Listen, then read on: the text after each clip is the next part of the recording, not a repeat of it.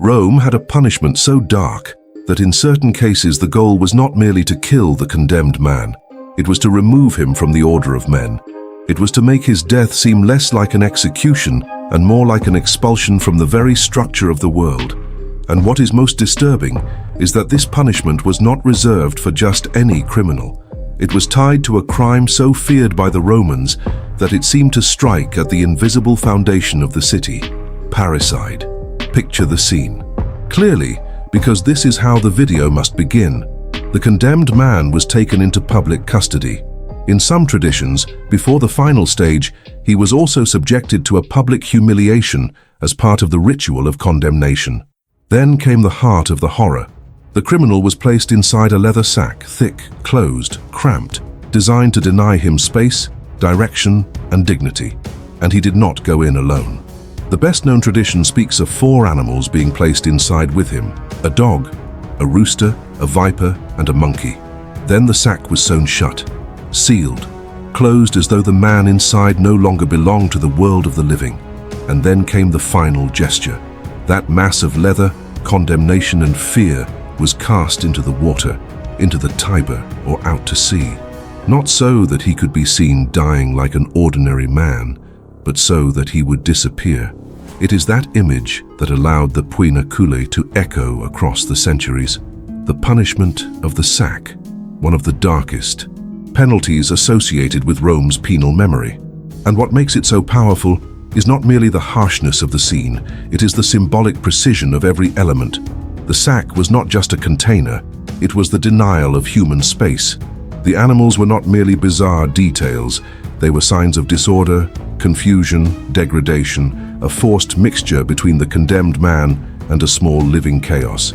The stitching was not merely technical, it was a declaration of irreversibility, and the water was not merely the end, it was the full act of removal.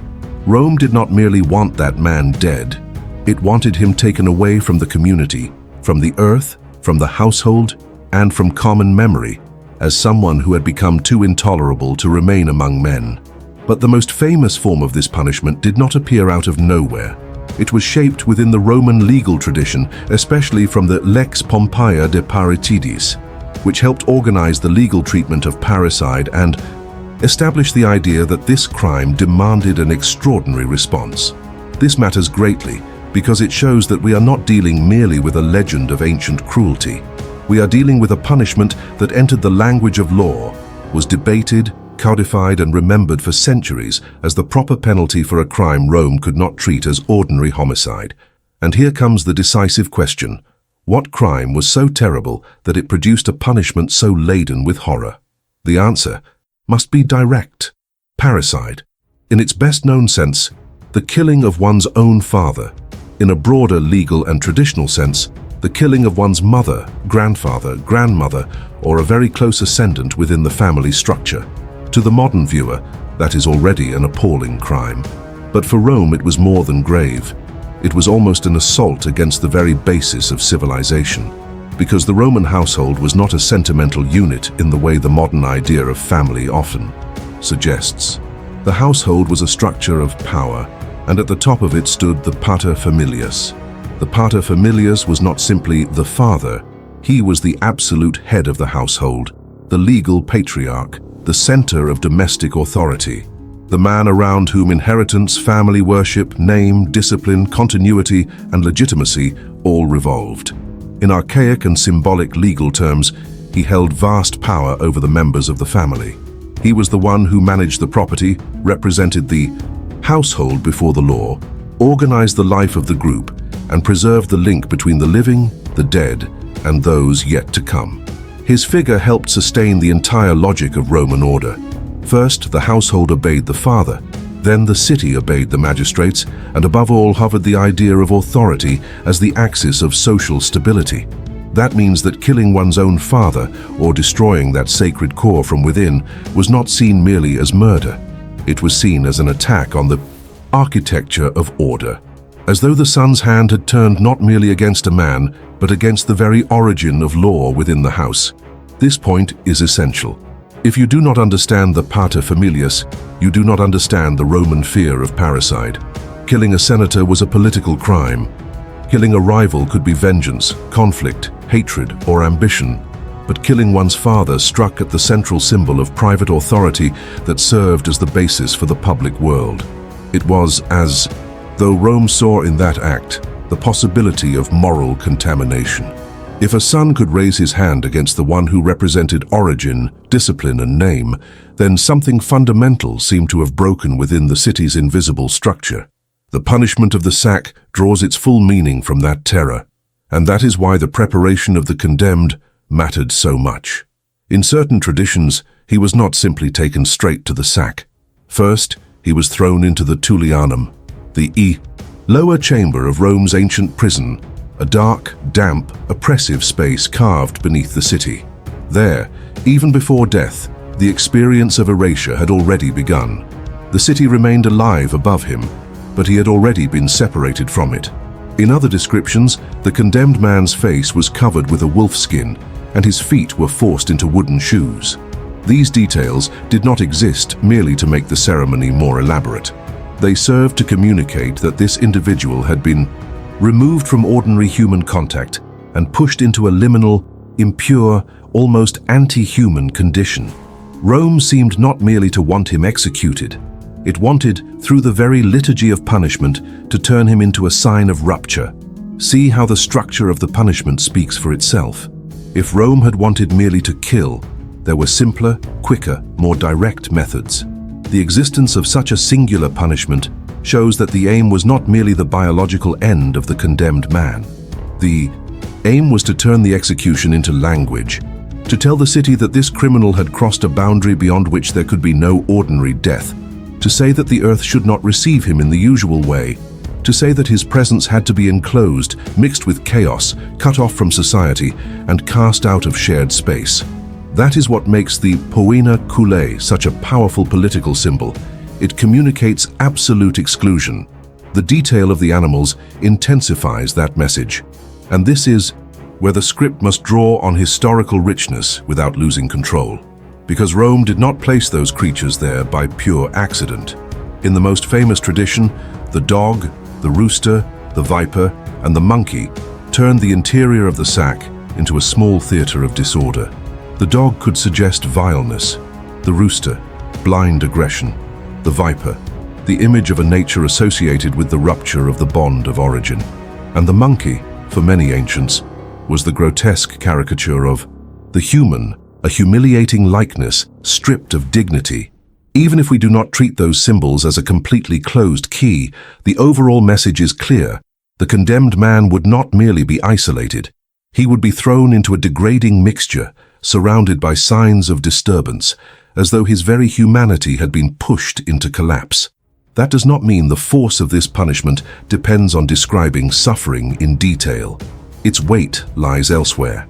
It lies in the fact that Rome chose to design a punishment in stages, and each stage pushes the criminal farther from the ordinary condition of men.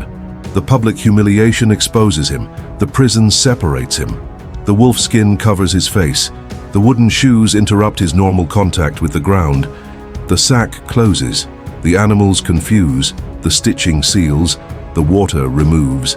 The punishment does not happen all at once, it advances, and that progression matters because the very structure of the penalty teaches the crowd to think of the crime as a passage from humanity into exclusion. The criminal is not merely being killed, he is being transformed before the public imagination into someone who no longer deserves to belong.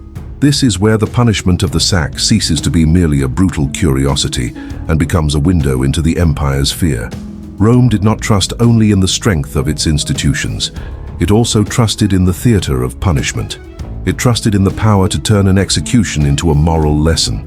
It trusted in the social shock produced by exemplary penalties. And that means that at certain points, Roman greatness rested not only on the stability of its laws, but on the need to continually convince the city that certain limits were still being defended. The horror of the penalty, therefore, is not accidental.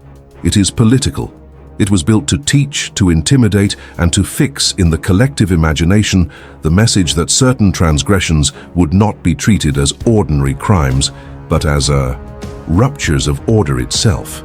And the more one observes this punishment, the more it seems to reveal something about the fragility of the empire itself, because truly confident states do not always need excessive imagination in order to punish.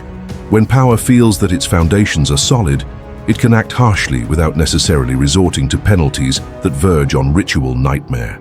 But when a society believes that a crime has touched its moral foundation, the penalty tends to grow in dramatization. In that sense, the Poena Cullei seems less the calm expression of a secure justice and more the anxious response of a state terrified by the idea that domestic order, and therefore political order, might collapse from within. There is a deep irony here. Rome liked to see itself as the empire of law, the empire of form, of institutions, of administration, of organized hierarchy, of civilizing discipline. But beneath that juridical marble, there still pulsed a fierce symbolic imagination.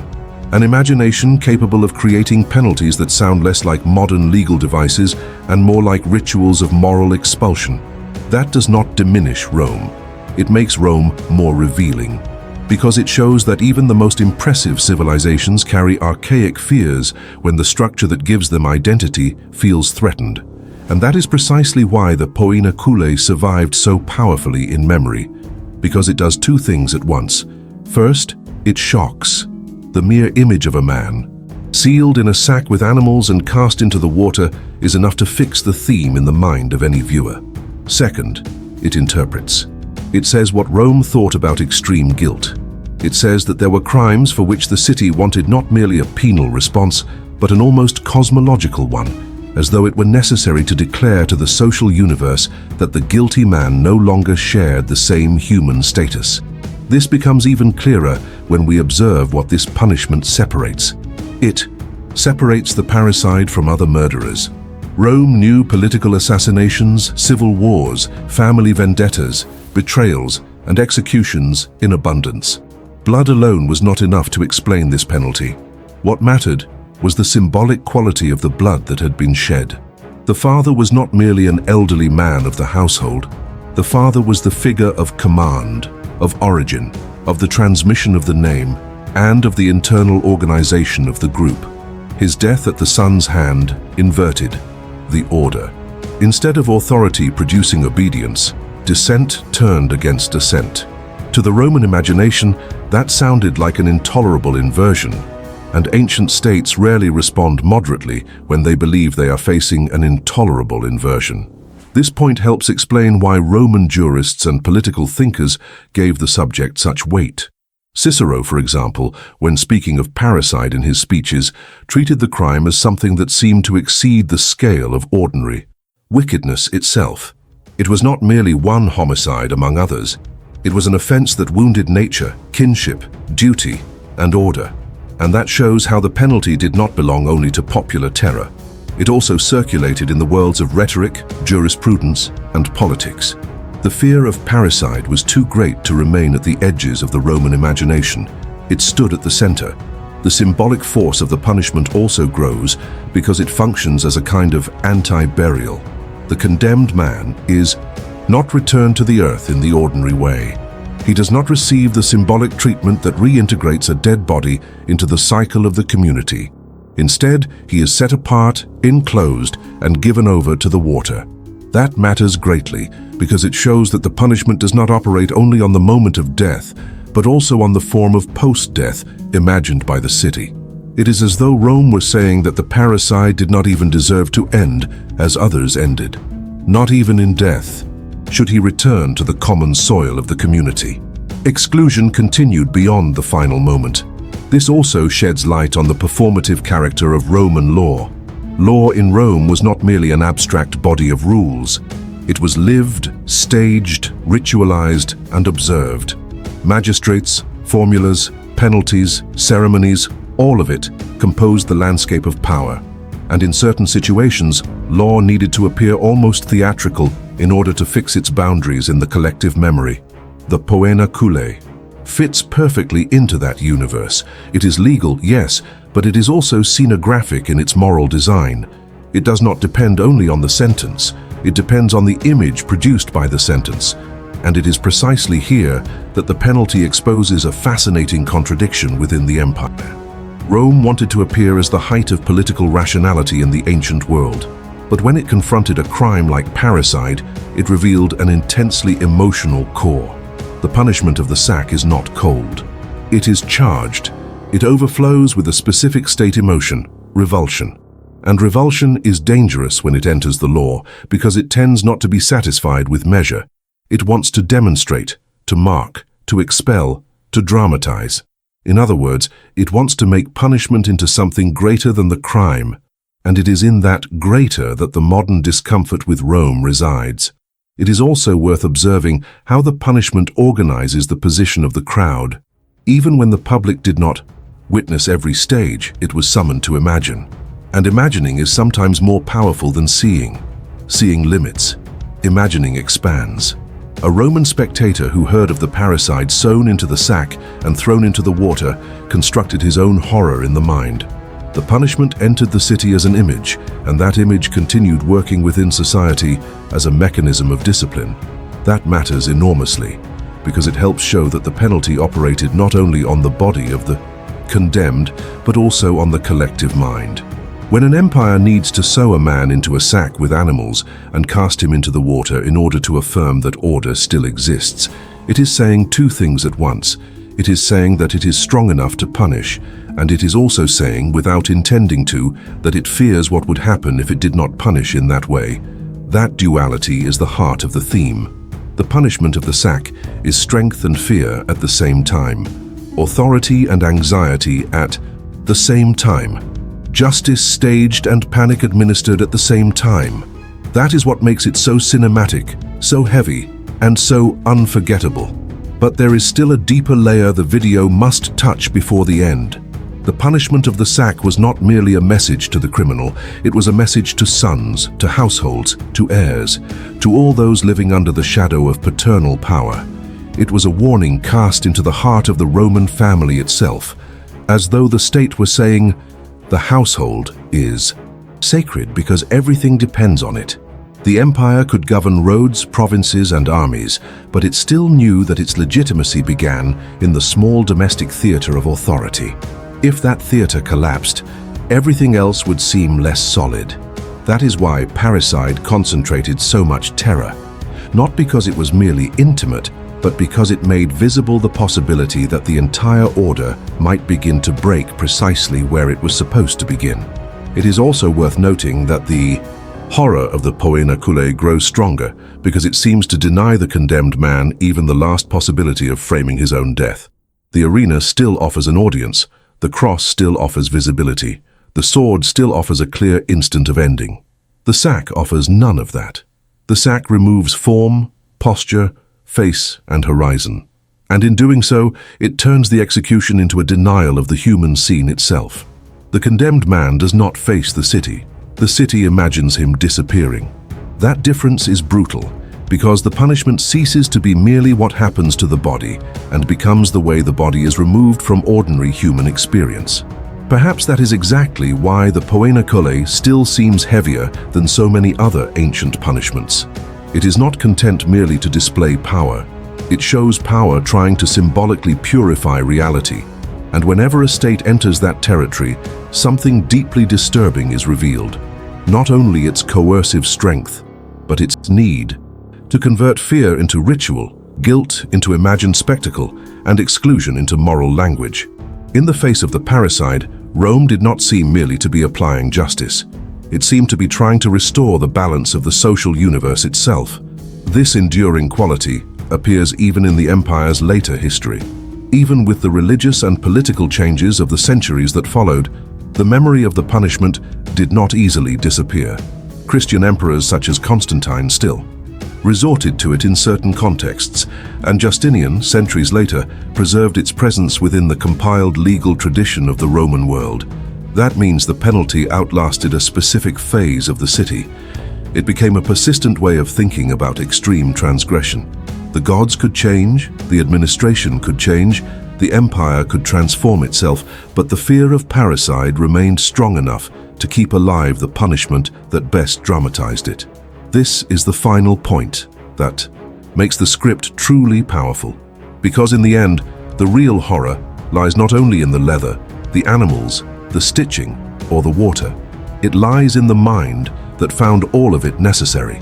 It lies in the mentality that looked at a crime and concluded that the proper response should resemble a total expulsion from the human condition.